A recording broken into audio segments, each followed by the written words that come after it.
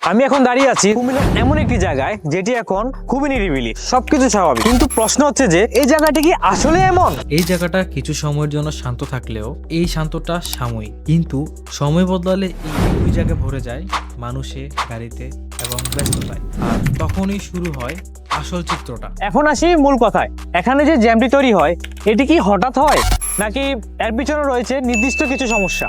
এর ভিতর আমরা তিনটি সমস্যা নিয়ে আলোচনা করব। এখন আসি ফুটপাত দখলের কথা। একটু লক্ষ্য করলে বোঝা যাবে যে এই জায়গার যে সমস্যাটা এটা একদিনে তৈরি হয়নি। এটা হচ্ছে ছোট ছোট অভ্যাসের ফল, যেটা আমরা প্রতিদিনই দেখি কিন্তু স্বাভাবিকভাবে আমরা এড়িয়ে যাই। আমরা যদি এখন প্রশ্ন করি ফুটপাত কিসের জন্য ব্যবহার করা উচিত, স্বাভাবিক মানুষ হাঁটার জন্য নাকি ব্যবসা করার জন্য, কিন্তু বাস্তবে দেখা যায় যে বিভিন্ন ধরনের ব্যবসায়ীরাই এই ফুটপাতটিকে দখল করে রেখেছে, যার ফলে হারিয়ে যাচ্ছে এই ফুটপাত আর চাপ বেড়ে যাচ্ছে এই রাস্তার উপর।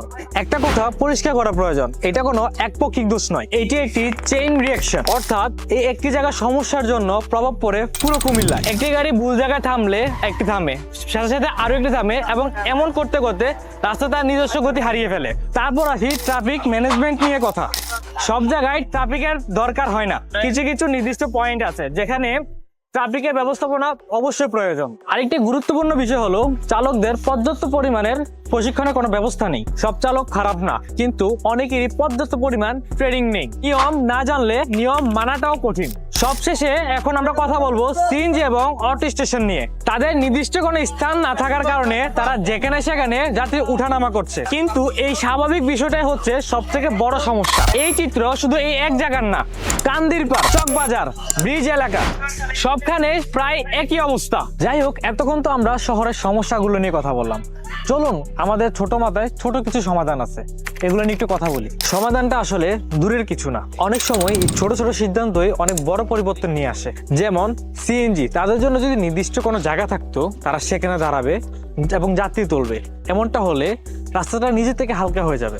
আর রাস্তার মোড়গুলোতে যদি নিয়মিত ট্রাফিক ম্যানেজমেন্ট থাকে তাহলে সেখানে অপ্রয়োজনীয় থামাগুলো অনেকটাই কমে যাবে। একটা গাড়ি ঠিক জায়গায় থামলে তাহলে অন্য গাড়িগুলো ঠিক জায়গায় থামবে। এগুলো করতে খুব বড় কিছু প্রয়োজন হয় না, শুধু দরকার সঠিক ব্যবস্থাপনা। এভাবে কাজ করা গেলে একদিকে যেমন মানুষের চলাচল সহজ হবে, অন্যদিকে শহরের মানুষগুলো শান্তি পাবে এবং কিছু মানুষের কর্মস্থান তৈরি হবে।